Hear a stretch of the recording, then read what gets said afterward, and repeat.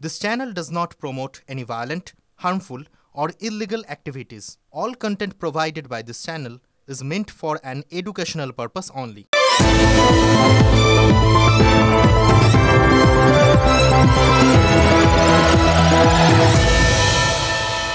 হত্যার যন্ত্র হিসেবে গিলোটিনের ব্যবহার শুরু সেই ফরাসি বিপ্লবের সময়। নেপোলিয়নের সময় ওই গিলোটিনের ব্যবহারটা কিন্তু উঠে যায়নি। গিলোটিনের সঙ্গে ফরাসি বিপ্লবের অবিচ্ছিন্ন সম্পর্ক। ইতিহাসবিদরা কি লিখে গেছেন জানেন? ওই বাস্তিল দুর্গের পতনের পরের 4 বছর ফ্রান্সের সন্ত্রাসের রাজত্ব চলেছিল। তখন গিলোটিনে হত্যার পর এই রাজপুরুষ আর রাজকর্মচারীদের তাদের মধ্যে একটা অদ্ভুত পৈশাচিক উল্লাস হতো। আর ওই যে ব্যক্তির মাথা কাটা যেত সে কাটা মুন্ডুটা নিয়ে একটা পৈশাচিক খেলা হতো। সেটাই নাকি আদি ফুটবল, ভাবা যায়। তারও আগে অবশ্য আমাদের দেশে এই মুন্ডু নিয়ে, কাটা মুন্ডু নিয়ে লাথালাথি করতে করতে গেন্ডুয়া খেলার চল ছিল, সেটাও ফুটবল। চণ্ডীপুরাণে দেবী কালিকা শুম্ভ আর নিশুম্ভের চেলাচামুন্ডাদের মুন্ডু কেটেছিলেন। মা কালীর গলায় ওই মুন্ডমালা থাকে। ভৈরব তান্ত্রিকরা বলেন শিবের গলাতেও নাকি কাটা মুন্ডুর মালা ঝোলে। আর ছোটবেলায় পড়া সেই অরণ্যদেব, লিফক মনে আছে আপনাদের? সেই বাবার খুনির খুলি হাতে নিয়ে যিনি শপথ করেছিলেন ন্যায়ের পথে থাকবেন, সবাইকে ন্যায় বিচার দেবেন। খুলি গুহায় থাকতেন, আংটিতে খুলির চিহ্ন ছিল, করটির চিহ্ন। আর কুষাণ সম্রাট কনিষ্ক, মাথা নিয়ে কথা বলছি তো, ফলে কনিষ্ককে বাদ দেওয়া তো যাবে না, কারণ কনিষ্কের তো মাথাই খুঁজে পাওয়া যায়নি। কনিষ্কের মাথা নয়, মানে কনিষ্কের মাথা ছিল কিন্তু তার মূর্তির মাথা। সেটা একটা মজার গল্প জানেন তো। ওই 155 থেকে 180 খ্রিস্টাব্দ পর্যন্ত আফগানিস্তানের শাসক ছিলেন কনিষ্ক। রাজধানী কোথায় ছিল জানেন? পেশোয়ারে। তার স্ত্রী ওই দক্ষিণাত্য থেকে আসা রেশমের একটা কাপড় পরেছিলেন। তার বক্ষবন্ধনীর কাছে এমন, মানে প্রিন্টেড কাপড় আর কি, সেটা পরার পর দেখা গেছিল তার বক্ষবন্ধনীর কাছে পুরুষের হাতের দুটো চিহ্ন রয়েছে। এবার সেটা যদি কোনো পুরুষ পরিধান করতো তাহলে এই হাতের চিহ্নটা তার পিঠের দিকে থাকতো। এবার স্ত্রী পরে ফেলেছেন। এবার তার পরনে এরকম কাপড় দেখে কনিষ্ক চরম অপমানিত বোধ করেন। এটা কি হলো? এটাকে মানা যায় নাকি? কাপড় বিক্রেতাকে ডেকে নিয়ে এসো। ডেকে নিয়ে আসা হয় তাকে। জেরা করে জানতে পারেন দক্ষিণাত্যের রাজা ওই কাপড় তৈরি করিয়েছেন। ব্যাস, নিজের ক্ষমতা আর আধিপত্য জাহির করতে বেরিয়ে পড়েন কনিষ্ক। সেই রাজ্যটা আক্রমণ করে ফেলেন। এবার কনিষ্ক তখন মহাশক্তিশালী, তিনি আক্রমণ করেছেন, ফলে দাক্ষিণাত্যের সেই রাজাকে লুকিয়ে ফেলেন তার অনুচররা। রাজাকে তখন হাতের কাছে না পেয়ে কনিষ্ক রাজ দরবারের রাজার যে মূর্তি ছিল তার হাত দুটো তলোয়ার দিয়ে কেটে দেন। আর আলটিমেটলি ওই রাজার মাথাটাও কেটে দেন। কয়েক বছর পরে ওই রাজ্যের 2 তরুণ তারা ঠিক করেন বদলা তো নিতেই হবে, এটা মেনে নেওয়া যায় না। তারা বদলা নেবেন কীভাবে ঠিক করেন? যে কনিষ্কর মাথা কেটেই এই হাত আর মাথা কাটার বদলা নেব। কিন্তু কনিষ্ক তো ততদিনে মারা গেছেন, কাটবেন কি? তাই কাবুল, কান্দাহার আর হিরাটে ঘুরে ঘুরে কনিষ্কের যত মূর্তি পেয়েছিলেন ওই তরুণ তার মাথাগুলো কেটে দেন। আর তারপর থেকে কনিষ্কর একটাও মাথা উদ্ধার করা যায়নি। কনিষ্কর যত মূর্তি পাওয়া গেছে সবই কবন্ধ, মুন্ডহীন। 1800 বছর ধরে প্রত্নতাত্ত্বিকরা প্রবল চেষ্টা চালিয়েছেন, কিন্তু মাথা খুঁজে বের করতে ব্যর্থ হয়েছে। আর সেই কাজেই কলকাতা পুলিশ তো তাদের টেক্কা দিয়ে দিয়েছে। কলকাতা পুলিশ মাত্র 15 দিনেই সেই কাজটা করে দিয়েছে, যেটা এই প্রত্নতাত্ত্বিকরা বা এই পুরাতাত্ত্বিকরা এত বছর ধরেও কিছু করতে পারেননি। তারা দত্তপুকুরে হজরত লস্করের কাটা মাথাটা উদ্ধার করে ফেলেছে কলকাতা পুলিশ। ধৃত জলিল, মানে যাকে এই খুনের অভিযোগে ধরা হয়েছিল, সেই জানিয়ে দিয়েছিল যে কোথায় মাথাটা রেখেছিল সে। ওই দেহটা তো উদ্ধার হয়েছিল 15 দিন আগে। এবার খুনটা অত্যন্ত নৃশংস, এটা নিয়ে কোনো কথা হবে না। প্রথমে দা দিয়ে কপানো হয়েছিল ওই লস্করকে, তারপর হাতুড়ি দিয়ে মাথাটা থেঁতলে খুন করা হয়। জলিল পুলিশকে কি জানিয়েছে জানেন? তার স্ত্রীর সঙ্গে সম্পর্কের কারণেই ক্রোধান্ধ হয়ে চরম আক্রোশে হজরতকে খুন করেছে সে। আর তার পরিবার, হজরতের পরিবার, তারা কি বলছে? বলছে হজরত পুলিশের ইনফর্মার ছিল, অপরাধী জলিল তাই তাকে খুন করেছে। এবার আমরা আসছি তিনজনা, জলিল পেছন দিক থেকে ওখানে এসে ওর ঘাড়ে মারলো, আর আমি সামনে হেঁটে পেছনে ফেললাম মামাকে। এবার আমি হাতুড়ি দিয়ে একটা মেরেছি। মারের পরে আপনি হাতুড়া কেন মারলেন? হাতুড়ি ও বলেছিল, স্যার এটা আমি বলছিলাম স্যার, আমি ওকে মারলাম। জলিল বলেছিল, জলিল বলেছিল। হ্যাঁ, কোথায় মেরেছিলে? ঘাড়ের এখানটাই কি এখানটাই মেরেছিলাম, মাথায় মারিনি। তারপরে জলিল ওই আবার মারতে মারতে টেনে নিয়ে চলে গেল ক্ষেতের পিছনে, আর আমি ওই ধারে ভয়তে গিয়ে বসেছিলাম, আমি আর কিছু করিনি। এই আপনাকে ওই মারার পরে জলিল আপনাকে কি কি দিল? ওই দাঁড় হাতুড়িটা দিল, আর মদের বোতলটা দিয়ে বললো তুমি চলে যাও, আমি পরে আসি। আর মোবাইলটা সিম খুলে দিল। মোবাইল কোথায়? মোবাইল ফেলে দিয়েছি। আর সিম কোথায়? এখানে পোতা আছে। মিথ্যে কথা বলছে, ওর বাবার সাথে কোনো সম্পর্ক ছিল না। ওর বাবার সঙ্গে কোনো সম্পর্ক ছিল না। পুলিশের সাথে কাজ করতো, আর হযরত আগেও চুরি চামারি করতো, হযরত অ্যারেস্ট হয়েছিল অনেকবার। পরেও ভালো হয়ে গিয়ে স্যারের সাথে কাজ করতো। এই সব 3 বছর ধরে কাজ ছেড়ে দিয়েছে। একেবারে open and shut case. Jalil আর জলিলের স্ত্রী দুজনেই ধরা পড়েছে। স্বীকারোক্তি, কিভাবে খুন, সব হয়ে গেছে।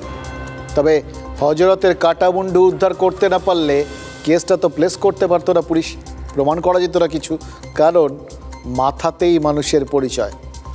পুরাণের গল্প রয়েছে না, মাথা কেটে দুজনকে বলি দেওয়া হয়েছিল, এবার দেবীর আশীর্বাদে দুজনেই প্রাণ ফিরে পান। কিন্তু সব কিছুতেই তো হিউম্যান এরর হয় না, ভগবানগত এরর তো মাঝে মধ্যে হয়ে যায়। সেরকমই হয়েছিল, মাথাটা জাস্ট অদল বদল হয়ে গেছিল। এবার তখন মাথা অনুযায়ী দেহের পরিচয় স্থির ঠিক হয়। পরে গিরিশ কার্নাড, বিখ্যাত নাটক তার হাজি হরবদন বা ওই অশ্বের মাথাও তো ওই মাথারই গল্প। আর কলকাতায় এখন যা হচ্ছে সেটা ওই মাথা কাটা যাওয়ার গল্প, কারণ সেটাই তো চারপাশে দেখছি। ভাবছেন তো কার মাথা কাটা যাচ্ছে? পশ্চিমবঙ্গের বাঙালি হিসেবে আমাদের সবার মাথা কাটা যাচ্ছে। তৃণমূলের যে সমস্ত নেতা কলকাতাকে নিরাপদতম শহর ভাবেন, তাদেরও মাথা কাটা যাচ্ছে লজ্জায়। বুঝতে দিচ্ছেন না হয়তো, কিন্তু যাচ্ছে তো বটেই। এক যাত্রায় পৃথক ফল কি হয়?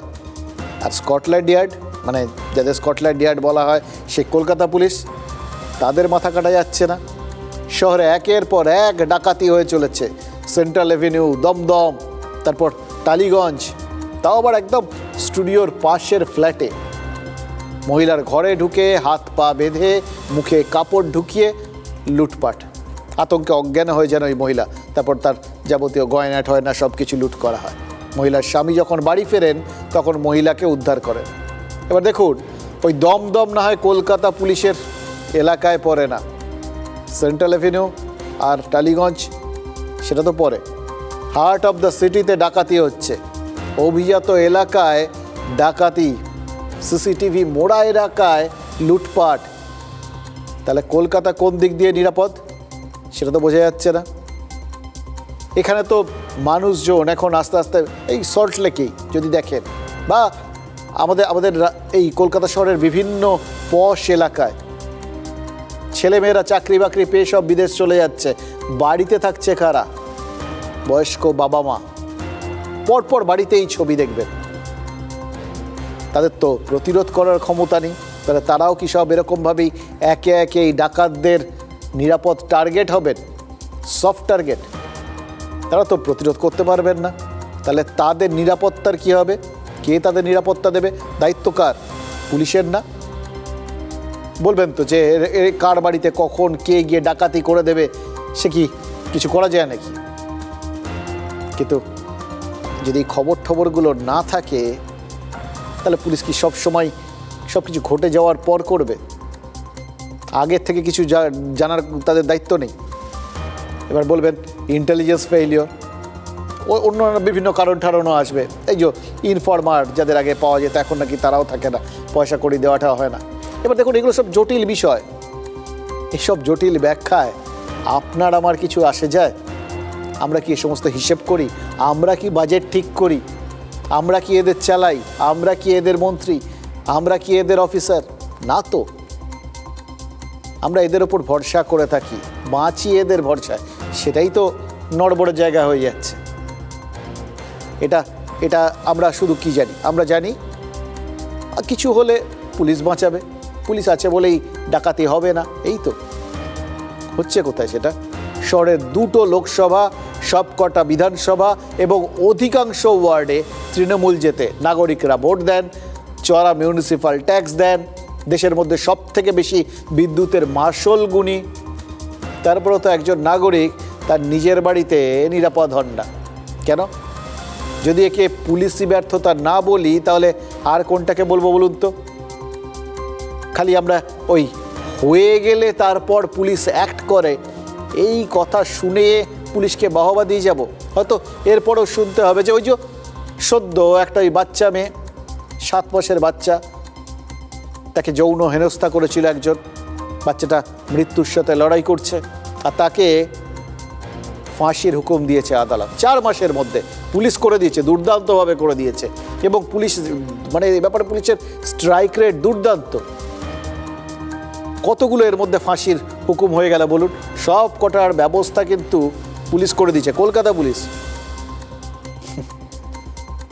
সব কটা ঘটনা ঘটার পর পুলিশ ব্যবস্থা করেছে। ঘটার কথা ছিল নাকি কথাগুলো? এই ধরনের ঘটনা যদি বারবার ঘটে, পরে কি হলো ভেবে কি হবে? ঘটার জন্য সমালোচনা তো পুলিশকে শুনতেই হবে। হ্যাঁ, যেভাবে কলকাতা শহরে একটার পর একটা, এখন অর্ধেক কলকাতা শহরটা প্রায় বৃদ্ধাশ্রমে পরিণত। আপনি দেখবেন বেশিরভাগ বাড়িতে বাবা মা, বৃদ্ধ বাবা মা বাড়িতে থাকছে, ছেলে অন্য রাজ্যে চাকরি করছে, কারণ পশ্চিমবঙ্গে কাজ নেই। আর এই জায়গাগুলো ডাকাতদের পক্ষে হানা দেওয়া সহজ হচ্ছে, এবং কোটি কোটি টাকাও নিচ্ছে না। এরা যে টাকাটা পাচ্ছে তুলছে, সে টাকাটাও খুব বেশি নয়। একটা গৃহস্থর ঘরে কত থাকতে পারে? পুলিশের সিদ্ধারা গলে গেছে, রবারের ছিল তো গলে গেছে। কাটা মাথার পর মাথা কাটা, আর তারপর এবার মাথা ঠোকা। ওই ছেলেবেলায় দেখুন মা কাকিমারা আমাদের বলতেন না, মাথায় মাথায় ঠুকবি না, মাথায় মাথায় ঠুকলে নাকি শিং গজায়। তাই আবার একবার ঠুকলে 2বার ঠুকতে হয়। ছোটোবেলায় সব কিছুরই একটা অ্যান্টিডোট ছিল আর কি। আজ বিধানসভায় মাথায় মাথায় ঠোকাঠুকি তো লেগেই গেল, সরাসরি লাগেনি, কিন্তু দুপক্ষের 2 মাথা পরস্পরকে ঠুকেছেন। এবার একবার না, কিন্তু একাধিকবার। এবার হিসেব করতে পারেন যে একবার ঠুকলে কি হয়, আচ্ছা 2বার হয়ে গেল, আবার একবার হলো, হিসেব করুন। কিন্তু তাদের খুব বেশি কিছু আসে যায় কি? বিরোধী দল নেতা শুভেন্দু অধিকারী, তিনি বিজেপি পরিষদীয় দলের মাথাও বটেন, আর বঙ্গ বিজেপির অন্যতম মাথা বা মগজও বটে। আর অন্যদিকে মমতা বন্দ্যোপাধ্যায়, তিনি আবার রাজ্যের মাথা আর তৃণমূলের মাথা। এবার মাথার বদলে যদি আবার তৃণমূলের মাথাও বলি, তাহলেও তৃণমূল কর্মীরা আপত্তি করবেন না, কারণ তাদের কাছে ওই মা মাটি মানুষের মা তো তিনি। এবার 2 মাথার ঠোকাঠুকিতে কি হলো সেটা একটা জটিল হিসেব। ওই বললাম না, কবার হয়েছে, কিভাবে হয়েছে, এইগুলো না বুঝলে তো, ছোটোবেলায় ফিরে না গেলে তো ব্যাপারটা অত সহজে বোঝা যাবে না। ইনফ্যাক্ট এই মাথা ঠোকাঠুকি যদি হয়, বিশেষ করে রাজ্যের 2 মাথার যদি মাথা ঠোকাঠুকি হয়, তাহলে কি হতে পারে সেটা বলতে গেলে তো আপনাদের আরও অনেকগুলো কথা বলতে হবে, যে কথাগুলো না বললেই নয়।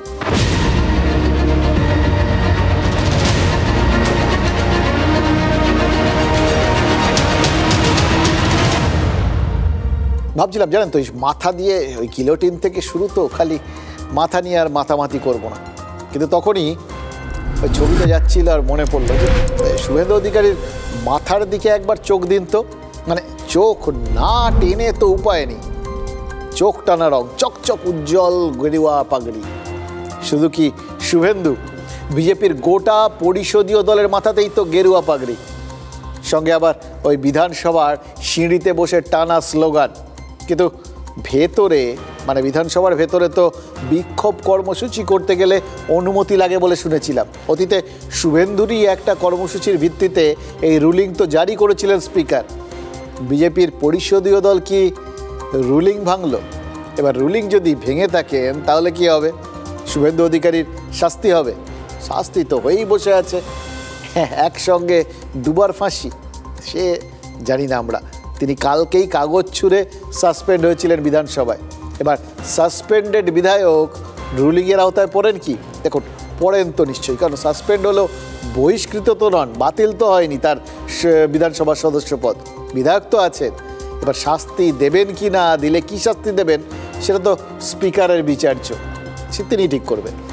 আজই তৃণমূলের পরিষদীয় দল আবার ওই বিরোধী দলনেতার বিরুদ্ধে স্বাধিকার ভঙ্গের নোটিশ এনেছে, কারণ কাল সাসপেন্ড হওয়ার পর তিনি এত হিন্দু মুসলিম করেছেন, তাতে নাকি স্বাধিকার ভঙ্গ হয়েছে। এই ধরনের বিবৃতি দিয়েছে, এটা সম্পূর্ণ সংবিধানের পরিপন্থী। সংবিধানের মূল কাঠামোতে কুঠারাঘাত করে যদি কেউ বিবৃতি দেন, উনি কি কথা বলছেন ওখানে দাঁড়িয়ে? যে মোল্লাতন্ত্র, আমি তো বুঝতেই পারি না এইসব কথা কি মানুষের কানে। আমি তো বলছি যে ধরনের প্ররোচনা উনি দিচ্ছেন, পশ্চিমবঙ্গ যে এখন শান্ত আছে এটা যথেষ্ট। উনি নিজে ভয় পাচ্ছেন বারুইপুরে ভোটে হেরে যাবেন। বারুইপুরে একটা বিরাট অংশের মুসলিম ভোট আছে, সেই মুসলিম ভোট তাদের বঞ্চনার জন্য সিপিএম এবং আইএসএফ করছে। ওই কোটেশনটা দিয়ে আজকে আমাদের সরকারের পক্ষ থেকে একটা প্রিভিলেজ মোশন আনা হয়েছিল, সেটা নিয়ে আলোচনা হয়েছে এবং প্রিভিলেজে আমি সেটা এক্সামিন করে দেখেছি, that is a strong prima ফেসি case. আমি প্রিভিলেজ কমিটিতে পাঠিয়ে দিয়েছি। সিপিএম আইএসএফ এর সঙ্গে বিজেপির লড়াই হবে, হিন্দুরা বিজেপিকে ভোট দেবে, মুসলিমরা সিপিএম আইএসএফকে ভোট দেবে। তাই তিনি নিজে দাঙ্গা লাগিয়ে মুসলিম ভোট কনসলিডেট করে চতুর্থবারের জন্য জিততে চান। বিধানসভা দুর্বল নয়, আপনাদের মাধ্যমে এই বার্তাটা যেন তার কাছে যায়। বিধানসভাও জানে সেইভাবে কিভাবে তাকে ট্রিট করতে হবে। তো বিধানসভা সংক্রান্ত বিষয় নিয়ে বাইরে বিবৃতি দিয়ে ওই যে নিজেকে হিরো বলে জাহির করার চেষ্টা, বিধানসভা is not that much weak. যাই হোক, বড়দের কথার মধ্যে কথা বলতে নেই, শুনলেন তো, একজন আরেকজনকে যাবতীয় যা কিছু বলার বলে দিলেন। কিন্তু ওইটাও তো ঘটনা, ওই স্বাধিকার ভঙ্গের প্রস্তাবটা বিধানসভার প্রিভিলেজ কমিটিতে গেছে, স্পিকার বলেছেন তিনি এই নিয়ে কিছু বলবেন না। আর শুভেন্দু অধিকারী এই প্রস্তাব নিয়ে বিশেষ চিন্তিত বলেও তো মনে হলো না। আসলে কী জানো তো, রাজনীতি করতে গেলে না এরকম প্রস্তাব এই সমস্ত আসতেই থাকে, এগুলোর মোকাবিলা করতে হয়। এগুলো তারা মনে হয় কোথাও গিয়ে মনে করেন তাদের ওই মাথার মুকুটে আর একটা পালক আর কি, এইসব না থাকলে ঠিক স্ট্যাটাস সিম্বল আর কি ব্যাপারটা।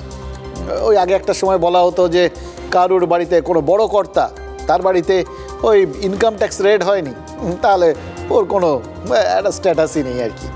লোকজন বেশ কলার উঁচিয়ে ঘুরে বেড়াতো বাড়িতে ইনকাম ট্যাক্স রেড হলে, একটা সময় এরকম ছিলেন, সেরকম ব্যাপার আর কি। আর যে কিসে আনন্দ, দেখুন মহুয়া মৈত্রকেও তো সংসদের এথিক্স কমিটি বহিষ্কার করেছিল, তিনি ফের জিতে ড্যাং করে সংসদে চলে গেছেন।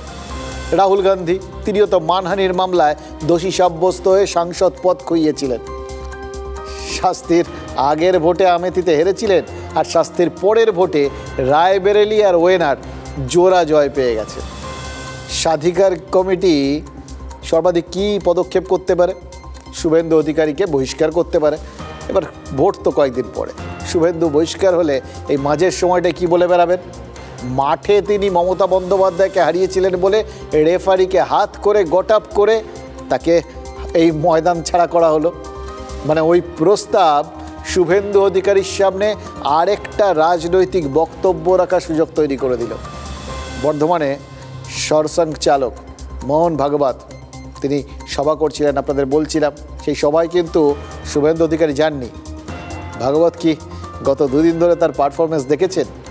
আরএসএসের ওই সরসংঘ চালক তিনি কিন্তু রোজকার রাজনীতিতে নজর রাখেন কিনা বলতে পারবো না, কিন্তু কিছু নজর তো রাখেন, কিছু খবর তো রাখেন, নাহলে এত কিছু প্ল্যানিংয়ের মধ্যে থাকেনি বা কী করে। ঘুরিয়ে যা বলেন প্রত্যেকটা কথা তো সুনির্দিষ্ট জায়গায় গিয়ে হিট করে। দেখুন, মোহন ভাগবতের কথা যেটুকুনি শুনেছি, শুভেন্দু অধিকারীর এই পারফরমেন্স কিন্তু তার ভালো লাগার কথা। সাসপেনশন, প্রিভিলেজ মোশন, এ সমস্ত যাবতীয় যা কিছু প্রতিবন্ধকতা যতই আসুক, একের পর এক ধাক্কা, বাউন্সার সব সামলে দুদিন ধরে শুভেন্দু একই পয়েন্টে হাতুড়ি মেরে চলেছেন আর কাজের কাজটা হাসিল করে দিলেন। মুখ্যমন্ত্রী মমতা বন্দ্যোপাধ্যায় পর্যন্ত বিধানসভায় দাঁড়িয়ে বলে উঠলেন তার হিন্দু ব্রাহ্মণ পরিবারে জন্ম, শিব মন্দিরের দেওয়ালে মাথা দিয়ে তিনি তবে ঘুমন। এই বক্তব্য বিধানসভার খাতায় কিন্তু আজ মমতা বন্দ্যোপাধ্যায়ের নামে রেকর্ড হয়ে গেছে। তার মানে বুঝতে পারছেন সরসং প্রধান ওই রবিবার যাকে স্বভাব বা সমমনোভাব বলেছিলেন, সেই তার তালিকায় তার সীমার মধ্যে মমতা বন্দ্যোপাধ্যায় এসে গেলেন। গোপন রিপোর্টে শুভেন্দু কিন্তু পার্টির কাছে দাবি করতেই পারেন যে তিনি মমতা বন্দ্যোপাধ্যায়কেও নিজের স্বভাবে নিয়ে আসতে পেরেছেন। শুভেন্দু অধিকারী একা শুধু নন, আজকে বিজেপির অন্য বিধায়করা সবাই মিলে তারা সব টি শার্ট পরে বিধানসভায় গেছিলেন। তাতে কি লেখা ছিল জানেন? গর্বের সঙ্গে বলো আমি হিন্দু। বিজেপির পরিষদীয় দল শুভেন্দু অধিকারীরা বলতে বললেন, আর মমতা বন্দ্যোপাধ্যায় বিধানসভায় বললেন আমিও হিন্দু। সরস্বতী পুজোকে কেন্দ্র করে আমাকে, অগ্নিমিত্রা পালকে, বঙ্কিম ঘোষকে, বিশ্বনাথ কারককে সাসপেন্ড করেছে বাংলার হিন্দু জনগোষ্ঠী। এটা ভালোভাবে নেয়নি। আমি গর্বিত, আমি হিন্দু। বাবা, কবে থেকে উনি হিন্দু ধর্মের নেতা হয়ে গেলে? হিন্দু ধর্মটা কি এত ছোট? জেনে রাখুন, যিনি হিন্দু ধর্মের কথা বলছেন, আমিও কিন্তু ব্রাহ্মণ পরিবারের মেয়ে। আমার বাবা একজন স্বাধীনতা সংগ্রামী ছিলেন, তার কাছ থেকে চণ্ডীপাঠ আমার শেখা। আমি যে বাড়িটায় থাকি ভোরবেলা থেকে, মানে ছোটবেলা থেকে, মন্দির একটা শিব মন্দির, সেই দেওয়ালে যেখানে আমি মাথা রেখে ঘুমাই। কাজে তোমাদের কারো কিছু করবার ক্ষমতা আমাকে নেই। উনি হরিয়ানা, মহারাষ্ট্র, দিল্লিতে হিন্দু ভোট এক হওয়ার জন্য আতঙ্কিত। উনি আতঙ্কিত হিন্দু শব্দে, উনি আতঙ্কিত তোষণের শব্দে, উনি আতঙ্কিত মা সরস্বতীর নামে, মা দুর্গার নামে, মাতা কালীর নামে। আমি মুসলিম লীগ করি, আমাকে এই জীবনে এসেও শুনতে হবে এত সংগ্রাম করার পর যে জম্মু কাশ্মীরের টেরোরিস্টদের সাথে আমার সম্পর্ক, আর বাংলাদেশের সাথে টেরোরিস্টদের সাথে আমার সম্পর্ক। আমি স্পিকার স্যার বাংলার মানুষকে বলবো, যদি প্রমাণ করতে পারেন একদিনে মুখ্যমন্ত্রী তো ছেড়ে দিয়ে চলে যাব, কিন্তু আপনি মুখের ভাষায় আপনি বিরোধী দল নেতা হিসাবে যে অ্যালিগেশন করেছেন, আমি প্রধানমন্ত্রীকে চিঠি দিয়ে জানাবো এ কথা আপনি বলতে পারেন কিনা, আর যদি আমি টেরোরিস্ট হই প্রধানমন্ত্রী আমাকে জানাবেন।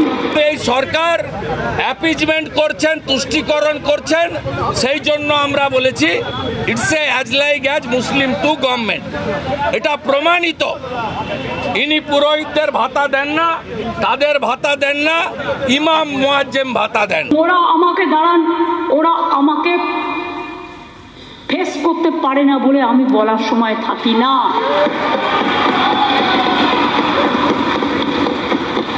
আর মমতা ব্যানার্জির ভয়টাই নেই, ভয়কে জয় করে এখানে দাঁড়িয়ে আছি। কত বুকের পাটা দেখি। গোটা বাংলার 85% হিন্দু এক হবে, মহারাষ্ট্রের মতো, দিল্লির মতো, হরিয়ানার মতো। আপনাকে দাঁড়িয়ে দাঁড়িয়ে হারাবো, আপনাকে দাঁড়িয়ে দাঁড়িয়ে হারাবো। এবং শুধু নন্দীগ্রামে হারা নয়, আপনি ভবানীপুরেও হারবেন। ভবানীপুরেরও হিন্দুদেরকে আমরা ঐক্যবদ্ধ করে আপনাকে আমরা হারাবো, আপনি নিশ্চিন্ত থাকুন। এত যে অশ্লীল কথা বলছেন একটা ধর্মের নামে, এত কুৎসা করছেন, একটা অপপ্রচার করছেন, একদিন তারা যদি একটা আন্দোলনের ডাক দেয় আপনি নিজেকে সামলে রাখতে পারবেন তো? আমি সেন্ট্রাল গভর্নমেন্টের হোম মিনিস্ট্রিতে এর বিরুদ্ধে ব্যবস্থা নেওয়ার জন্য বলবো। যেহেতু আমার প্রোটেকশন কলকাতা হাইকোর্ট দিয়েছে, আমি কলকাতা হাইকোর্টে মমতা ব্যানার্জির ক্লিপিং নিয়ে গিয়ে হাইকোর্টের কাছে জানাবো প্লিজ রেস্টেন্ট, এবং আমার শরীরে, আমার জামায়, আমার কেশাগ্রতে যদি স্পর্শ পড়ে তার জন্য দায়ী থাকবেন বাংলার পুলিশ মন্ত্রী মমতা বন্দ্যোপাধ্যায়। বাজেট অধিবেশনে মাত্র একজনের বক্তব্যের লাইভ কভারেজ দেখলেন রাজ্যবাসী। রাজ্যপালের বক্তব্য না, অর্থ প্রতিমন্ত্রী চন্দ্রিমা ভট্টাচার্যের বাজেট পাঠও নয়, বিরোধীদের বক্তব্য তো নয়, রাজ্যপালের ভাষণের ওপর মুখ্যমন্ত্রীর বক্তব্য। কাগজে কলমে মুখ্যমন্ত্রীর বক্তব্যের এজেন্ডা তো তাই ছিল, ওই বাজেট নিয়ে কথা বলা, কিন্তু বক্তব্যের সিংহভাগ জুড়ে রইল বিরোধী দলনেতা শুভেন্দু অধিকারীর কথা। বিরোধী দলনেতা কেন্দ্রীয় নেতৃত্বের দৃষ্টি আকর্ষণ করতে পারেন বলে বলেছেন, এবং তার সঙ্গে সঙ্গে তিনি আরেকটা কাজ করেছেন, মুখ্যমন্ত্রীকে বিজেপির চেনা মাঠে নামিয়ে দিয়েছেন। তবে শুভেন্দু অধিকারী বলেছেন যে মুখ্যমন্ত্রী তাকে হুমকি দিয়েছেন, আর তাই তিনি চিঠি লিখবেন। কাকে চিঠি লিখবেন? সেখানেই মজা। মুখ্যমন্ত্রী বলেছেন যে বিরোধী দলনেতা তার বিরুদ্ধে জঙ্গি যোগের অভিযোগ তুলেছেন, তো তাই তিনি প্রধানমন্ত্রীকে চিঠি লিখবেন। আর শুভেন্দু বলেছেন তিনি কেন্দ্রীয় স্বরাষ্ট্রমন্ত্রীকে জানাবেন। তাহলে কি হলো? বাংলার দুর্গ তো আর দুর্ভেদ্য রইল না। কিসের যুক্তরাষ্ট্রীয় বড়াই করব আমরা বলুন তো?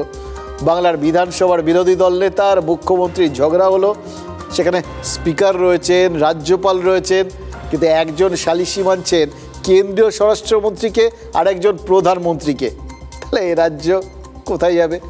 শুভেন্দু অধিকারী আর কেন্দ্রীয় স্বরাষ্ট্রমন্ত্রী তারাও না হয় এক দলের লোক, তার নালিশের তবু একটা ব্যাখ্যা পাওয়া যায়, নিজের কাছাকাছি লোক, কাছের লোক আর কি, সেই হিসেবে হয়তো বলছেন। কিন্তু মুখ্যমন্ত্রী প্রধানমন্ত্রীকে বললেন কেন? তার রাজ্য, তিনিই তো ব্যবস্থা নিতে পারেন। তাহলে তিনি প্রধানমন্ত্রী নরেন্দ্র মোদীকে এ ব্যাপারে সালিসি মেনে নিচ্ছেন। বিজেপির মাঠে নেমে পড়েছেন বুঝেই কি মমতা বন্দ্যোপাধ্যায় একদম স্ট্রেট গোলেই শটটা করে দিলেন, নাকি তিনি পরিকল্পনা করেই নেমেছিলেন যে বক্তব্যের মাঝ মাঠে মোচড়টা এরকমই দেবেন, এমন একটা মোচড় দেবেন সবাই চমকিত হয়ে যাবে? বিধানসভায় তার বক্তব্যকে প্রভাবিত করেছেন বিরোধী দল নেতা শুভেন্দু অধিকারী, এটা তো পরিষ্কার। কিন্তু মুখ্যমন্ত্রী কি ঠিক করলেন? তিনি কি ঠিক করলেন যে তিনি সংসদের সুরটা বেঁধে দেবেন? মমতা বন্দ্যোপাধ্যায় কি বলেছেন জানেন? তিনি মহাকুম্ভকে মৃত্যু কুম্ভ বলে দিয়েছেন। আজ মহাকুম্ভ আমি নাইবা বললাম, ওটা এখন মৃত্যু কুম্ভ হয়ে গেছে, মৃত্যু কূপের মতো। এত লোকের মৃত্যু বললেন 30 জন, কথাটা কি সঠিক? কত ডেড বডি ভাসিয়ে দিয়েছেন নদীতে, কত হাজার হাজার, 8বার আগুন লেগেছে। মৃতদেহের ওপর দিয়ে যারা এই হাইপ তুলছেন আর টাকা কামানোর জন্য ধর্মকে বিক্রি করছেন, তাদের আমি মন থেকে মেনে নিতে পারি না। ত্রিবেণী সঙ্গম প্রয়াগরাজ এই রকম একটা জায়গাকে কি বলেছেন? মৃত্যু কুম্ভ। আপনি বলেছেন কুম্ভ মেলা ধর্ম করার জন্য নয়, টাকা রোজগার করার জন্য করা হচ্ছে। এত বড় অপরাধ ক্ষমার অযোগ্য। আপনার এই মন্তব্যের খেসারত আপনাকে দিতে হবে। महाकुंभের अपमान नहीं सहेगी हिंदुस्तान। लोगों को बहुत कष्ट हो रहा, तमाम लोग मारे गए, मरे जो है उनके लिए एक बाबा कह रहा है मोक्ष मिल गया। किसी भी धार्मिक कार्यक्रम में मुनाफे की सोच सकते हैं? हम शादी के कार्यक्रम में क्या हम ये मुनाफे का कार्यक्रम समझ सकते हैं क्या? जो कार्यक्रम होते हैं सामाजिक, उसमें मुनाफा ढूंढ रही सरकार, सोचिए। और 55 करोड़ लोगों से भी ज्यादा लोगों ने स्नान कर लिया है, और मुझे लगता है ये केवल महाकुंभ नहीं बल्कि महान कुंभ बन गया है। ये मृत कुंभ नहीं, ये अमृत कुंभ बन गया है। जिस प्रकार से पश्चिम बंगाल में हिंदू मारे जा रहे हैं, काटे जा रहे हैं, भगाए जा रहे हैं, बेटियों के सरेआम इज्जत लूटी जा रही है, डॉक्टर 6-6 महीने धरने पे बैठे रहते हैं, उस पर एक भी टीका टिप्पणी आपकी नहीं आती है। आस्था पर आप टिप्पणी करोगे, ये आपको अधिकार किसने दिया है आस्था पे टिप्पणी करने का? মুখ্যমন্ত্রী বললেন, বিধানসভায় আলোচনাটা কোথায় হচ্ছে দেখলেন? বললাম না, এরপরে এই সংসদের বক্তব্য বা আলোচনার সুরটাও কি মুখ্যমন্ত্রী বেঁধে দিলেন? ইন্টারেস্টিং কিনা বলুন। আসলে কি জানেন তো, মাঝে মধ্যে এই বিষয়গুলো যখন ঘটে তখন অদ্ভুত অদ্ভুত সব জিনিস মনে পড়ে যায়। মানে এরা সব কাজকর্মগুলো যেরকমই করেন, সেগুলোর যেরকম অদ্ভুত অদ্ভুত জায়গায় গিয়ে তার প্রভাবটা পড়ে, কোনো কিছু সীমাঠিও মানে না, তেমনি এদের কথা বলতে গিয়ে তখন ওই সময়ের সীমারেখা ছাড়িয়ে পুরনো গল্পগুলো মনে পড়ে যায়। সেই যখন ধরুন রাম যখন বনবাসে ছিলেন, রাম লক্ষ্মণ যাচ্ছেন একদিন বিকেলবেলা, দু ভাই হাঁটছেন, এমন সময় এক সরোবরে এক সাদা বককে এক পায়ে দাঁড়িয়ে থাকতে দেখেন রাম। মুগ্ধ হয়ে লক্ষ্মণকে বলেন, পশ্য লক্ষণ পম্পায়াং বক পরমধার্মিক।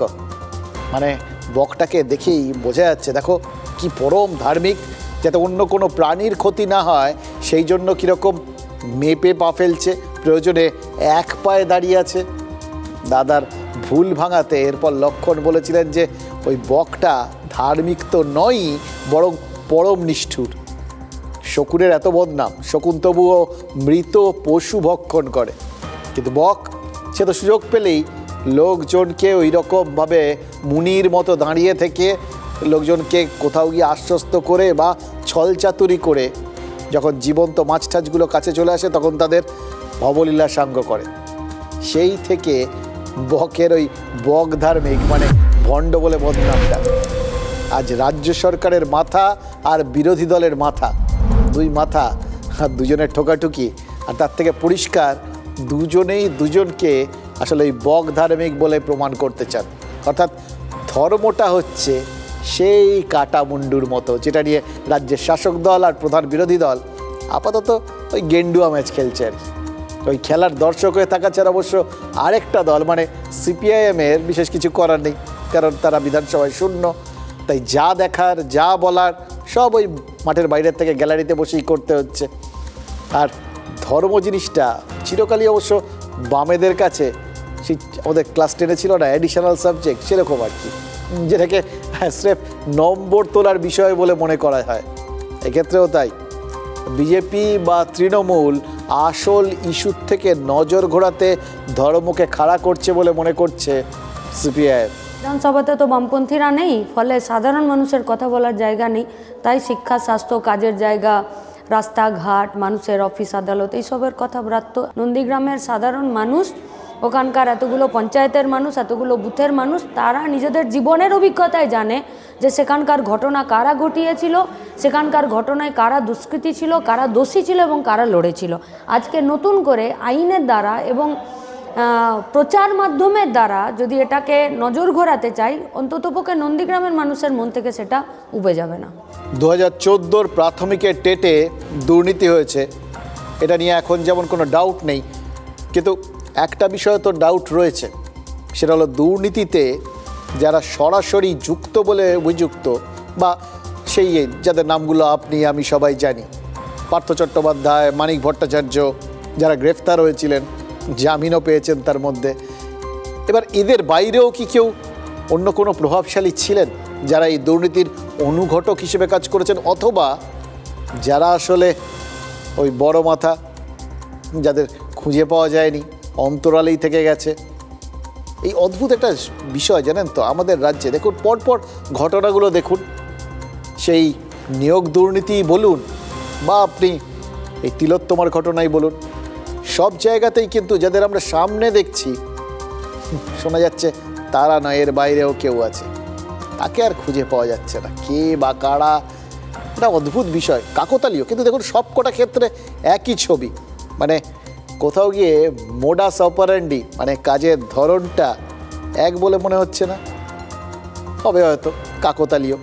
দেখুন গত বছর বিকাশ ভবনে তল্লাশি চালিয়েছিল সিবিআই, শিক্ষা দপ্তরের মূল মাথারা ওই বিকাশ ভবনেই তো বসেন। সে বিকাশ ভবন থেকে একটা সিডি, কিছু নথি, এরকম অনেক কিছু উদ্ধার করেছিলেন তারা। আর সেই সমস্ত সিডির মধ্যেই নাকি বেশ কিছু চাকরি প্রার্থীর নাম এবং তাদের কারা সুপারিশ করেছিলেন চাকরির জন্য সেই সমস্ত নাম ধাম সব কিছু লেখা ছিল আর কি। এই তথ্যগুলো তাদের হাতে আছে বলে এখন তদন্তকারীরা দাবি করছেন, এবং ঘটনাচক্রে তারা সেটাকে ওই আদালতে সাবমিট করার পর যারা সুপারিশ করেছেন বলে সিবিআই আদালতকে জানিয়েছে তাদের প্রত্যেকের নেমসেক মানে তাদের নামেই আমরা কিন্তু বেশ কিছু রাজনৈতিক ব্যক্তিত্বকে চিনি, তারা এরা কিনা সেটা জানি না। এবার যেহেতু সেই নামগুলো তৃণমূল বা বিজেপির বেশ কয়েকজন নেতার সঙ্গে মিলে টিলে গেছে, তাই নজর ঘোরাতে দুদলই ধর্ম করছে বলে সিপিআইএম অভিযোগ করছে। আর কি বলছে? বলছে নন্দীগ্রামের কথা। কেন? 2007-এ ওই নন্দীগ্রামে বহু মানুষ খুন হন, বহু মানুষের ঘর বাড়ি পুড়িয়ে দেওয়া হয়, বহু মানুষকে অপহরণ করা হয় যাদের খোঁজ এখনও পাওয়া যায়নি। এই অভিযোগগুলোতে যেরকম তৎকালীন শাসক ওই বামেরা অভিযুক্ত, তেমনি তো আন্দোলনকারী তথা তৃণমূল নেতা কর্মীরাও অভিযুক্ত। বাম নেতা কর্মীদের বিরুদ্ধে কম বেশি মোটামুটি ধরুন ৫০ মামলা রয়েছে, আর জমি রক্ষা কমিটির সদস্য আর তৃণমূল কর্মীদের বিরুদ্ধে সেখানেও মামলা আছে মোটামুটি ১০০-২-১ মতো। কিন্তু বেছে বেছে এই তৃণমূল কর্মীদেরই মামলা থেকে রেহাই দিতে চেয়েছিল রাজ্য। ২০০টার মধ্যে যে ১০খানা মামলার এখনও নিষ্পত্তি হয়নি, সেই 10টা মামলা ২০২১-এর বিধানসভা ভোটের আগে আচমকা তুলে নিতে চেয়ে কোর্টে গেছিল রাজ্য। নিম্ন আদালত রাজ্যের দাবি মেনেও নিয়েছিল, কিন্তু তারপর বামেরা হাইকোর্টে যায়, আর সেই মামলারই শুনানি ছিল গত সপ্তাহে। ডিভিশন বেঞ্চ কি বলেছে? ডিভিশন বেঞ্চ বলেছে যে খুনের মামলায় যখন চার্জশিট পেশ হয়েই গেছে, তখন এখন চাইলেও আর এরকমভাবে ইচ্ছে মতো মামলা প্রত্যাহার করা যাবে না। এমনকি যাদের ওপর অত্যাচার করা হয়েছে, যাদের বাড়ির লোকের খুন হওয়ার অভিযোগ, তারাও যদি এসে বলেন তাও হবে না। অভিযুক্তদের বিচারের মুখোমুখি হতেই হবে। হাইকোর্টের এই কড়া পর্যবেক্ষণ আপনারা খেয়াল করেছেন আমি জানি, কিন্তু তারপর হয়তো ভুলেও গেছেন। এই জায়গাটাতেই বামেদের নজর। ওই ধর্ম বিভিন্ন বক্তব্য, ওই মাথা টোকাটুকি, বামেরা কি বলছে জানেন? এগুলো আসলে ওই ভুলিয়ে দেওয়ার প্রসেস, ভুলিয়ে দেওয়ার প্রচেষ্টা। তৃণমূল আর বিজেপি ইচ্ছে করে নাকি এই বিষয়গুলোকে ভুলিয়ে দিচ্ছে।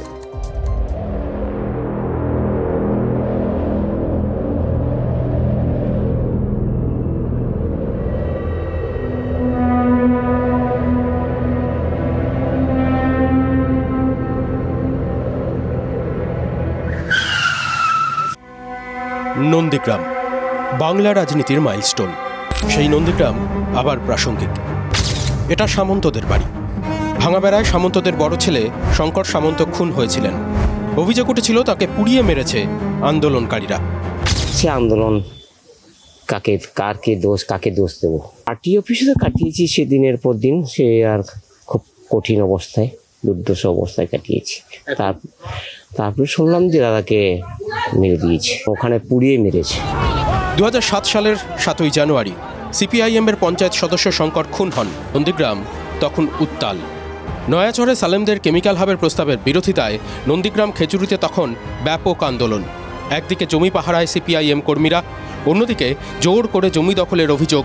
সিপিআইএম বনাম আন্দোলনকারী রোজকার লড়াই, খুন, জখম, অপহরণের অভিযোগ দুই শিবিরেই। নন্দীগ্রাম পর্বে খুন হয়েছিল নন্দীগ্রামের 39 জন, আর খেজুরির খুন হয়েছিল প্রায় আমার যতদূর মনে আছে 34 জন। টিএমসির কতজন খুন হয়েছিল? টিএমসির খুন হয়েছিল আপনার ধরে নিতে পারেন মোর দেন 20-25 এরকম। বামেদের অভিযোগ একা শঙ্কর সামন্ত নন, তাদের বহু কর্মী সমর্থকদের যারা খুন করেছেন, যাদের নামে চার্জশিট পেশ হয়েছে, তাদের মামলা মুক্ত করতে বহুদিন ধরে চেষ্টা চালাচ্ছে রাজ্য। জলের মতো পরিষ্কার, জলের মতো এই জন্যই পরিষ্কার, সিপিএমের বিরুদ্ধে মামলা থাকবে, তৃণমূল করে যারা তাদের মামলা তুলে নিতে হবে। শুভেন্দু অধিকারী তখন তৃণমূলে ছিলেন। নন্দীগ্রামের মাটি এক সুতোয় বেঁধে দিয়েছিল তাদের, আর সেই মাটিতেই একে অপরের প্রতিপক্ষ হয়ে উঠেছিলেন 2021-এ। 2026-এর আগে মমতা বন্দ্যোপাধ্যায় সরকার কি তার মানে শুভেন্দু অধিকারীর দেখানো পথে হাঁটছে? চার্জশিট হওয়া 10টা মামলা প্রত্যাহারের সিদ্ধান্ত নিয়েছিল রাজ্য। 2020 সালে নিম্ন আদালতে মামলা ওঠে। সরকারি আইনজীবী আপত্তি না করায় মামলাগুলি খারিজ হয়ে যায়। নিম্ন আদালতের সিদ্ধান্তকে হাইকোর্টে চ্যালেঞ্জ করা হয়। সেই শুনানিতে সম্প্রতি হাইকোর্টে ধাক্কা খেয়েছে রাজ্য সরকার। বিচারপতি দেবাংশু বসাক ও বিচারপতি মোহাম্মদ সাব্বার রশিদের ডিভিশন বেঞ্চ বলেছে, খুনের মতো অপরাধে মামলা প্রত্যাহারের যে সিদ্ধান্ত রাজ্য সরকার নিয়েছে, তাতে জনসাধারণের মনে ভুল বার্তা যাবে। অভিযুক্তদের বিচারের সম্মুখীন হতেই হবে। মামলা প্রত্যাহার কখনোই জনস্বার্থে হতে পারে না। এর ফলে জনগণ ক্ষতির মুখে পড়বে। এমনকি ক্ষতিগ্রস্ত পরিবার চাইলেও এই মামলা প্রত্যাহার করতে পারে না। আইনি লড়াই লড়বো আগামী দিনে। তো এটা সুনিশ্চিত যে আমরা অন্যায় কিছু করিনি। আমরা নন্দীগ্রামকে বাঁচানোর তাগিদে এবং নন্দীগ্রামের জমি, বাড়ি, ঘর, মন্দির, মসজিদ, শ্মশান, কবরস্থান সব কিছুকে রক্ষা করতে পেরেছি। পরের ছেলে পরমানন্দ, যত উচ্ছন্নে যায় তত আনন্দ। এই যুক্তি মেনেই কি তাহলে এগিয়েছিল তৃণমূল পরিচালিত সরকার? বামেরা মামলায় নাস্তানুবোধ হোক, ওদিকে চার্জশিট হয়ে যাওয়ার পরেও তৃণমূল নেতাকর্মীরা স্বস্তি পাক। হাইকোর্ট বাদ না সাধলে 26-এর আগে কি এটাই ছিল নন্দীগ্রামের মাস্টার স্ট্রোক? নন্দীগ্রামে যারা আন্দোলন করেছিলেন তাদের বিরুদ্ধে চলা সমস্ত মামলা তুলে নেওয়া হবে, এটা তো 2011-এ তৃণমূল কংগ্রেসের নির্বাচনী প্রতিশ্রুতি ছিল। সেই প্রতিশ্রুতি কার্যকর করার সুযোগ হয় 2020 সালে 21-এর বিধানসভা ভোটের ঠিক আগে। কিন্তু লোয়ার কোর্টের রায় হাইকোর্টে আটকে যাওয়ায় তৃণমূলের সামনে এখন দুটো রাস্তা খোলা। এক, আরও উচ্চ আদালতে যাওয়া, আর দুই, যে কথাটা আবু তাহের বললেন সেই কথাটাই বারবার প্রচার করা। জমি রক্ষায় যারা আন্দোলন করেছিলেন তারাই আসলে নন্দীগ্রামকে বাঁচিয়েছিলেন। এবার আত্মরক্ষার্থে যদি বিপক্ষের 2-4 জনকে তারা প্রাণে মেরেও থাকেন তাহলে তো সেটাকে আত্মরক্ষার্থে খুন বলে ধরতে হয়। প্রশ্ন হচ্ছে, জমি আন্দোলনকারীরা কাদের হাত থেকে নন্দীগ্রামকে বাঁচাচ্ছিলেন? 2007-এর 14ই জুন কাদের আক্রমণের শিকার হয়েছিলেন ওই আন্দোলনকারীরা? বামেদের, বুদ্ধদেব ভট্টাচার্যের পুলিশের, নাকি তারা শিশির অধিকারী এবং শুভেন্দু অধিকারীর টার্গেট হয়েছিলেন? 21-এর ভোটের আগে নন্দীগ্রামে মমতা বন্দ্যোপাধ্যায় তো এই কথাটাই বলেছিলেন যে শিশির অধিকারী আর শুভেন্দু অধিকারীর নির্দেশেই নাকি পুলিশি অভিযান হয়েছিল। অর্থাৎ বুদ্ধদেব ভট্টাচার্যের পুলিশকে আন্দোলনকারীদের বিরুদ্ধে ব্যবহারের জন্য শিশির অধিকারী আর শুভেন্দু অধিকারীকে দায়ী করেছিলেন মুখ্যমন্ত্রী। এবং কি আশ্চর্য দেখুন, মুখ্যমন্ত্রীর এই কথার পরেও রাজ্য প্রশাসন বামেদের বিরুদ্ধে যে মামলাগুলো চলছে সেগুলোকে স্ক্রুটিনি করে দেখার একদিকে যেরকম প্রয়োজন বোধ করেনি, তেমনি শিশির অধিকারী বা শুভেন্দু অধিকারীর ভূমিকাও খতিয়ে দেখার প্রয়োজন বলে মনে করেনি, জাস্ট ভাসিয়ে দিয়েছে। আর যার জন্য আজও আফসোস করছেন ওই জমি আন্দোলনের মুখ তৃণমূলের নেতা ওই নন্দীগ্রামের আবু তাহের। বর্তমান যিনি হচ্ছে বিরোধী দলনেতা, যখন আমাদের হয়ে আন্দোলন করেছিলেন তিনি কেউ নয়, তিনি হচ্ছে শুভেন্দু অধিকারী। পর্যন্ত বলে যে নন্দীগ্রাম আন্দোলনের মুখ তিনি, তো তিনি যদি হচ্ছে নন্দীগ্রামের মুখ হয়ে থাকেন তাহলে তার বিরুদ্ধে একটিও মামলা নেই। তিনি তৃণমূল দল ছেড়ে রং পাল্টে যখন বিজেপিতে গেলেন, নন্দীগ্রামের রাজনৈতিক মাঠকে ফাঁকা করে জেতার জন্য, পরিষ্কার রাখার জন্য আবার কেসগুলো হচ্ছে রিওপেন করেন। নিরঞ্জন সিং যা বলেছিলেন তার সঙ্গে আবু তাহেরের কথা মিলছে না, সেটাই স্বাভাবিক। নিরঞ্জন দাবি করেছিলেন তৃণমূল কর্মীদের বাঁচাতে মামলা প্রত্যাহারের রাস্তাটা শুভেন্দু অধিকারী দেখিয়েছিলেন, আর আবু তাহের বলছেন শুভেন্দু অধিকারী একা নিজেকেই বাঁচিয়েছেন। এবার আবু তাহের যেটা বলছেন সেটার মানে বিজেপিতে যোগ দিয়ে নিজেকে নিষ্কলুষ করে ফেলেছেন শুভেন্দু অধিকারী, এখন রাজনৈতিক প্রতিহিংসা চরিতার্থ করছেন। বিধানসভা ভোটের আগে যাতে নন্দীগ্রামের তৃণমূল নেতাদের বেকায়দায় ফেলা যায়, যাতে ময়দানটাকে ফাঁকা করে ফেলা যায়, সেজন্যই বিরোধী দল নেতা ওই তৃণমূল নেতৃত্বের বিরুদ্ধে কেসগুলো রিওপেন করাচ্ছেন বলে আবু তাহেরের মনে হচ্ছে। প্রশ্ন তো একটাই, নন্দীগ্রামে অনুসন্ধান শুরু করেছিল রাজ্য পুলিশ, পরে সেই মামলা যায় সিবিআইয়ের হাতে। মমতা বন্দ্যোপাধ্যায়ের সরকার ক্ষমতায় আসার পর সিবিআই একের পর এক রিপোর্ট পেশ করেছিল।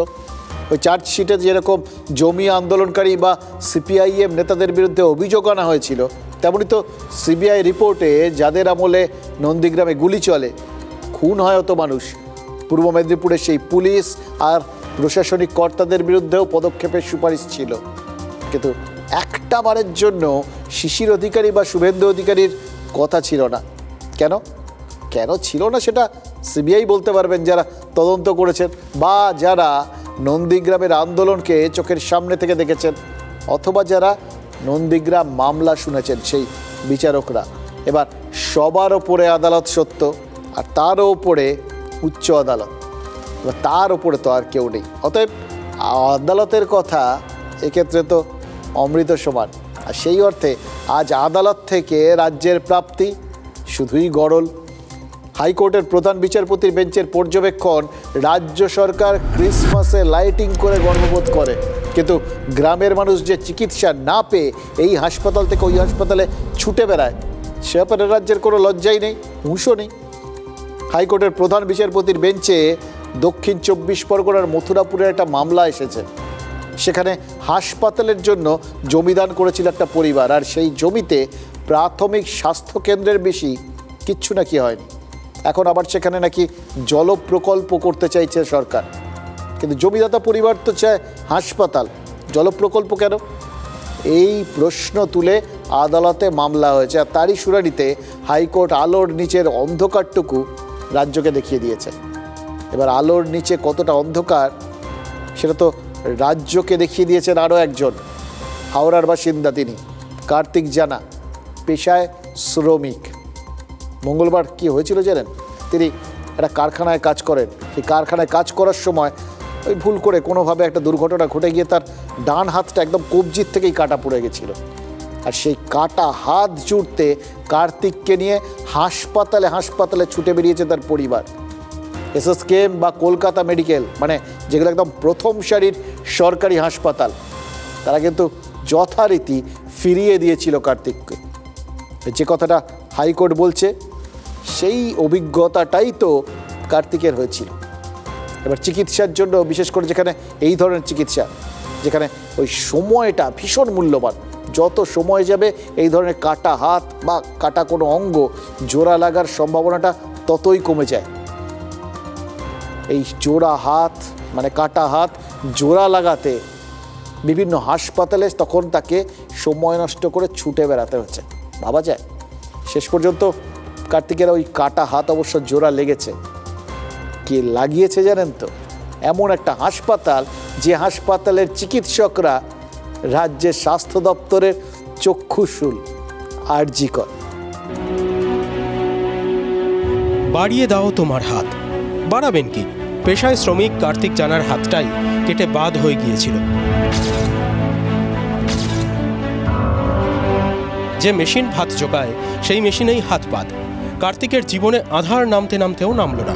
সৌজন্যে আরজি কর হাসপাতালের প্লাস্টিক সার্জারি অ্যানাস্থেসিয়া বিভাগ।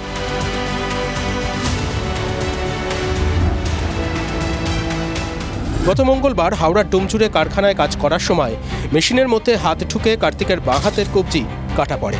কাজ শুরুর সময় হঠাৎ বিপত্তি।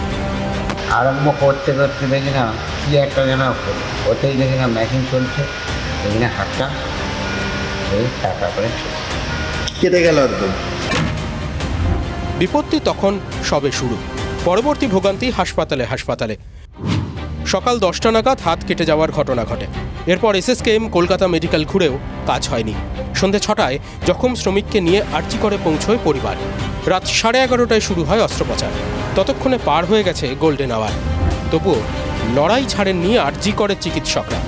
এই অপারেশনটা অনেক কঠিন ছিল, কেননা হচ্ছে ওর হাতটা ক্রাশ ইঞ্জুরিতে কাটা ছিল। ক্রাশ ইঞ্জুরি মানে পুরো থ্যাতরা হয়ে যাওয়া জিনিসটা। অনেক দেরি হয়ে গেছিল। যখন আমাদের কাছে আসে তখন 8 ঘন্টা already crossed. The part was not properly preserve. ডাক্তারদের দলে ছিলেন আন্দোলনকারী জুনিয়র ডাক্তার অনিকেত মাহাতো। জখম শ্রমিকের হাসপাতালে ভোগান্তি নিয়ে অনিকেত বলছেন, আপনারা যদি এই ঘটনা দেখেন তাহলে স্যার দাদারা যেমন বললো যে গোল্ডেন আওয়ার 6 ঘন্টা পেরিয়ে যাওয়া, তাহলে স্বাভাবিকভাবেই এই আওয়ারটা আমরা পেরিয়ে এসেছি। তাহলে একটা তো পরিকাঠামোগত ত্রুটি আছে, হসপিটালের ইনফ্রাস্ট্রাকচারগত যে ত্রুটিগুলো থাকে, যাবতীয় মেশিনপত্র থেকে শুরু করে যে প্রপার ইনফ্রাস্ট্রাকচার থাকা, সেগুলোও ছিল না। প্লাস্টিক সার্জারি বিভাগের প্রধান সুখবর দিয়া বলছেন, রুগী এখন ভালো আছেন। আমরা আগামীকালকে বা পরশু পেশেন্টকে ডিসচার্জ দেবো এবং নেক্সট কোর্স অফ অ্যাকশন হচ্ছে ফিজিওথেরাপি, এবং আস্তে আস্তে তার হাতের যে বাকি কাজগুলি আছে, কিছু শিরা আছে, টেন্ডনস যেগুলো আছে এবং নার্ভ আছে, সেগুলোকে আস্তে আস্তে রিপেয়ার করার চেষ্টা করা হবে। এমন দুর্ঘটনার পরও সুখবর পেতে চাইলে কয়েকটি শর্ত মানতেই হবে বলছেন চিকিৎসকরা। প্রথমে কাটা অঙ্গ নর্মাল স্যালাইনে ধুয়ে পরিষ্কার প্লাস্টিক প্যাকেটে ভরতে হবে। ওই প্লাস্টিককে আরেকটা প্লাস্টিক দিয়ে মুড়তে হবে, যার মধ্যে বরফ জল থাকবে। এরপর সিল্ড বাক্সের মধ্যে কাটা অঙ্গকে নিয়ে হাসপাতালে আসতে হবে। সবার আগে মেশিন নিয়ে সাবধানতা জরুরি মনে করিয়ে দিচ্ছেন চিকিৎসকরা। দেখুন, তিলোত্তমার ধর্ষণ আর খুনের পর আরজি করের আন্দোলন গোটা রাজ্যকে নাড়িয়ে দিয়েছিল। সেই কম্পনের মাত্রা এমনই ছিল যে মুখ্যমন্ত্রী পর্যন্ত চিন্তায় পড়ে গেছিলেন। বারবার বৈঠকের চেষ্টা করে তারপর পরিস্থিতি সামলাতে হয়েছিল তাকে। আরজি কর আন্দোলন এমনই পরিস্থিতি তৈরি করেছিল, কুণাল ঘোষ ছাড়া সেই সময় খেয়াল করে দেখুন কোনো তৃণমূল কংগ্রেস নেতারই মুখ দিয়ে কোনো বাক্য সরছিল না। তৃণমূলের রাজ্য সাধারণ সম্পাদক একা কুম্ভের মতো আরজি করকে সেই সময় সামলেছেন। এবার আন্দোলনকারীদের কে কোথায় কি করছেন, কার কটা প্রাইভেট চেম্বার আছে, কে কোথায় বিজ্ঞাপনে অভিনয় করে টাকা রোজগার করছেন, এই সমস্ত খোঁজ খবর নিয়ে সেগুলো তুলে ধরে অর্থাৎ মুখ খুলে তৃণমূলের হয়ে লড়াই চালিয়ে গেছিলেন একমাত্র কুণাল ঘোষ। আজ সেই আরজি করের আন্দোলনকারী ডাক্তাররাই যখন স্বাস্থ্যের মান সম্মানটা বাঁচালো, তখন তৃণমূল নেতৃত্বের তরফ থেকে কি একটা ছোট্ট থ্যাঙ্কস গিভিং সেরেমনি হবে নাকি? বলা যায় না। এরকম অনেক সারপ্রাইজিং এলিমেন্টই তো পাকা মাথায় খেলা করে না, ফলে কখন কি ঘটে যায় কিচ্ছু বলা যায় না, যেগুলো আমার মতো আপনার মতো সাধারণ মস্তিষ্কে চট করে আসে না। এই ধরুন না, আজকেই তো আচমকা মাধ্যমিক পরীক্ষা চলাকালীন এরকমই একটা সারপ্রাইজ ভিজিট করলেন মুখ্যমন্ত্রী। সিবিএসসি আইসিএসসি বেশি নাম্বার দিয়ে দেয়, কারণ আমাদের ছেলেমেয়েরা যদি ভালো নাম্বার না পায় তাহলে তারা ন্যাশনাল কম্পিটিশানে কী করে যাবে? সেই জন্যই এটা এখন চেঞ্জ করা হয়েছে। আপনারা বলুন যদি রং করবেন ভালো করে, কি এস্টিমেট আছে আমাকে করে দিন। না না, কোথায় জমা দেবেন কোথায়? আমার একটা বাড়ি আছে, ওখানে আমার একটা অফিস আছে, অফিসে জমা। অফিসে গিয়ে বলবো তো স্কুল থেকে? হ্যাঁ, অথবা গিয়ে বলবো তো, অথবা শান্তনু এসে কারেক্ট করে নিয়ে যাবেন। ফোন না আপনি রেডি রাখুন, নিয়ে যাবেন, নিয়ে চলে যাবেন after exam. Thank you so much, নিয়ে যাবেন। আজ মাধ্যমিকের ভূগোল পরীক্ষা ছিল। বিধানসভা আসার পথে ভবানীপুরের ইউনাইটেড মিশন স্কুলের সামনে হঠাৎই গাড়ির থেকে নেমে পড়েন মুখ্যমন্ত্রী। প্রথমে অভিভাবকদের সাথে কথা বলেন, আর তারপর স্কুল কর্তৃপক্ষের সঙ্গে কথা বলেন। অভিভাবকদের বলেন যে সহজ প্রশ্নে বেশি নম্বরে বিশ্বাসী তিনি, চান না যে প্রশ্নগুলো কঠিন আসুক। আর স্কুল অথরিটিকে বলেন যে পরিকাঠামোর উন্নয়নে তিনি সাহায্য করতে চান। কিন্তু যেখানে মুখ্যমন্ত্রী এরকম হঠাৎ গিয়ে পৌঁছে যেতে পারছেন না, সেখানে কি হচ্ছে?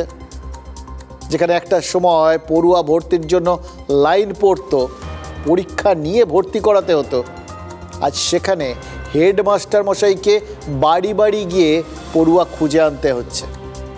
সরকারি স্কুলে ভর্তি করার এটা লিখে ব্যানার টানাতে হচ্ছে স্যারেদের। ধূপগুড়ির হেডমাস্টার মশাইয়ের এই পরিশ্রমটার আমি দেখছিলাম আর ভাবছিলাম, ভালো আর খারাপ দুটো দিকই তো রয়েছে। এমনিতে আমরা কি দেখি, সরকারি চাকরি মানে অনেকের কাছে ওই আসি যাই মাইনে পাই সেরকমই তো ব্যাপার। অনেক স্কুল আছে যেখানে ছাত্রই নেই, কিছু এসে যায় না, আসছেন বা আসছেনই না, ছাত্র আছেন এরকম জায়গাতেও তো আসছেনই না, চুপচাপ কামাই করছেন, বাড়িতে বসে মাইনে পাচ্ছেন, অসংখ্য জায়গায় এরকম ঘটছে। সেখানে একজন হেড স্যার স্কুলে ছাত্র নেই দেখে নিজে বাড়ি বাড়ি গিয়ে ছাত্র জোগাড় করছেন, অবশ্যই ভালো উদ্যোগ, প্রশংসার যোগ্য উদ্যোগ।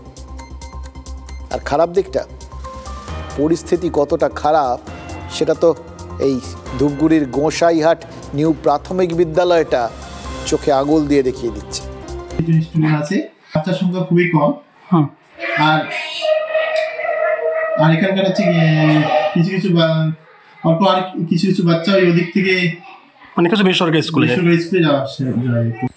স্কুলের অবস্থা খুবই খারাপ এবং আমাদের স্কুলে পানীয় জলের ব্যবস্থা নেই। দ্রুত মেরামত হোক, যাতে বাচ্চাগুলো ভালোভাবে পড়াশোনা করবে, এটাই আমি আশা রাখছি। সরকারি স্কুল পড়ে না বেসরকারি স্কুল? বেসরকারি স্কুল ঠিক মতন টিচার নেই, আর স্টুডেন্টদের জন্য তেমন সেফটি নেই। যেমন বেসরকারি স্কুলে ওখানে মাসি থাকে, বা ছোটো বাচ্চার শরীর খারাপ হয়ে গেলেও সেটা কেয়ার করার জন্য ওখানেও আয়া থাকে, তো বাথরুম পায়খানা ওখানে পরিষ্কার থাকে। আর সরকারি স্কুলের এইসব জিনিসগুলো ঠিকঠাক থাকে না। ধূপগুড়ির এই স্কুলটার ক্লাসরুম, শৌচাগার সব ভেঙে চুরে পড়েছে। স্কুলগুলো যত ধুঁকছে ততই তো আশেপাশের ওই বেসরকারি স্কুলগুলো ফুলে ফেপে উঠছে। সরকার কেন এই স্কুলগুলোর উন্নতি করতে পারছে না? কেন পর্যাপ্ত শিক্ষক শিক্ষিকা দেওয়া যাচ্ছে না? ইচ্ছে নেই নাকি উপায় নেই? দেখুন, প্রশ্নটা তেতো যায়নি, কিন্তু প্রশ্নটা যথার্থ কিনা বলুন। আর যথার্থ হলেই বা কী এসে যায়, প্রশ্নটা করবে কে? মানে যাদের করার কথা, মানে ওই শিক্ষার যারা সরকারি কমিটি রয়েছেন তাদের দলের প্রতি কমিটমেন্ট রয়েছে, যে কমিটমেন্টেই কমিটিতে স্থান মিলবে বলে আমরা শুনতে পেয়ে গেছি, মন্ত্রীমশাই বলে দিয়েছেন। এবার স্থান কাল পাত্রের প্রকারভেদে অন্য ছবিও আমরা দেখেছি, সেটা ওই ব্যতিক্রম হিসেবেই গোটা ব্যাপারটাকে প্রমাণিত করে। এই কলকাতার মেয়র তথা মন্ত্রী ফিরহাদ হাকিম, তার এলাকার একটা ছোটোবেলা স্কুল চেতলা বয়েজ, এত পড়ুয়া ভর্তির যা চাহিদা, এবারও যে হিমশিম খেতে হচ্ছে স্কুল কর্তৃপক্ষকে। চেতলা বয়েজও তো সরকারি স্কুল, আবার ধূপগুড়ির ওই স্কুলটাও সরকারি স্কুল। চেতলা বয়েজ স্কুলে এসির থেকে শুরু করে আধুনিক সব ব্যবস্থা সব সরকার করেছে। উপচে পড়ছে পড়ুয়া, তার মানে সরকার চাইলে পারে, আর পারলে এখনও মানুষজন ওই সরকারি স্কুলে ভর্তি করে। তাহলে সরকার চাইলে এই ধূপগুড়ি স্কুলটারও তো ভোল বদলে দিতে পারে। সরকার চাইলে যেভাবে লক্ষ্মীর ভাণ্ডারে মহিলাদের ঝাঁপি উপুর করতে পারে, সরকার চাইলে যেরকম লক্ষ লক্ষ কোটি কোটি টাকা বিনিয়োগ আসতে পারে, সরকার চাইলে তেমনই তো সরকারি শিক্ষা ব্যবস্থাও তার ওই কফিনের যে পেরেকগুলো অলরেডি পোতা হয়ে গেছে সেগুলো একটা একটা করে উপড়ে ফেলতে পারে। সরকারকে কিন্তু আমরা এত দুর্বল মোটেও ভাবি না। ইনফ্যাক্ট আমাদের কি বিশ্বাস জানেন, সরকার চাইলে সব পারে, সরকার একটু ভাবলে সব হবে। এই কথাটা বিশ্বাস করুন, না বললেই না।